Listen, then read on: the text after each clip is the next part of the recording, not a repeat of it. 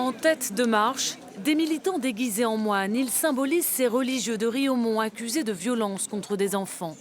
Derrière eux, des élus et des victimes se serrent les coudes.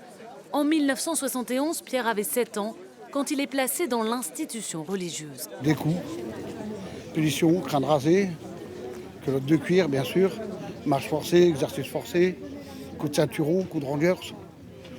Et à la moindre occasion, vous prenez une tarnouffe ou un coup de pompe.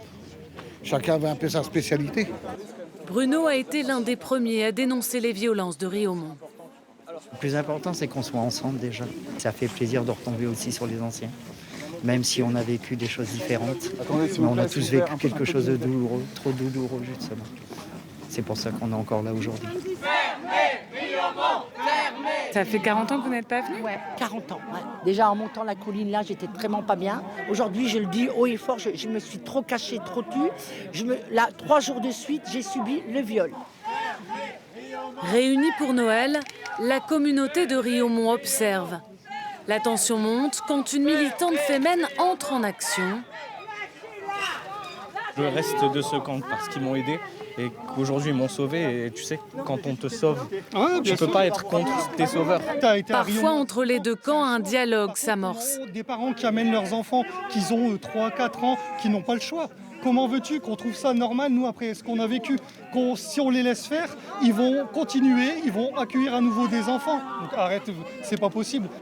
Ce qui met en colère ces victimes, c'est de voir ce village de Noël peuplé d'enfants. Une ambiance semblant contredire les témoignages de violence. La communauté de Riaumont se défend. S'il y a une victime, il y a des gens qui ont souffert et qui ont mal vécu leur passé à Riaumont, mais moi je les soutiens et je veux qu'ils s'expriment. C'est important. Et je rappelle que Riaumont, c'était partie civile pour les victimes au début. Mais je voudrais aussi qu'on nous écoute, nous. Si les violences avaient été si évidentes, si les violences avaient été si institutionnelles qu'on le prétend, Riaumont aurait été fermé depuis bien longtemps. Force est de constater que ce n'est pas le cas, que le village de Noël peut se dérouler malgré les demandes d'interdiction qui étaient formulées auprès de la préfecture. Entre les murs de Riaumont, on tente de célébrer Noël, bien loin de la pétition qui circule pour demander la fermeture. Par ailleurs, le rapport issu de la visite canonique a été remis en novembre à l'évêque d'Arras. Il est en cours de lecture.